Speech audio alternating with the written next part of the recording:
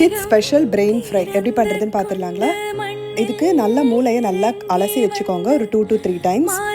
அதுக்கப்புறம் அதை வந்து குட்டி குட்டியாக கட் பண்ணிவிட்டு அதில் ஒரு குட்டி மேரினேஷன் பண்ண போகிறோம். இது வந்து இன்னைக்கு கிட்ஸுக்கு பண்ணுறதுன்றதால ஸ்பைசஸ்லாம் கொஞ்சம் லெஸ்ஸாக பண்ணுறோம்.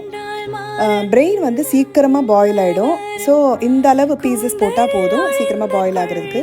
இதில் வந்து 1/2 ஸ்பூன் சால்ட் போட்டுக்கோங்க. அதுக்கப்புறம் மஞ்சத்தூள் கொஞ்சமாக, மிளகாத்தூள் கொஞ்சமாக, மல்லித்தூள் கொஞ்சமாக. இதை நல்லா மேரினேட் பண்ணி ஒரு 15 மினிட்ஸ் அப்படியே ஊற வச்சுடுங்க. 1 ஸ்பூன் ஆயில் போட்டுட்டு அதுக்கப்புறம் அதை ஃப்ரை பண்ணிடலாம்.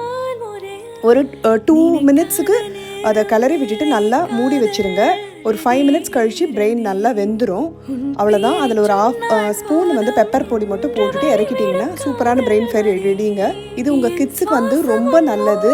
பிரெயின் டெவலப்மெண்ட்டுக்கு ரொம்பவே நல்லதுங்க. லேடிஸுக்கு கூட ரொம்ப நல்லது. ஒமேகா 3 இது நிறைய இருக்குது. ட்ரை பண்ணி பார்த்துட்டு எப்படி இருக்குன்னு சொல்லுங்கள்.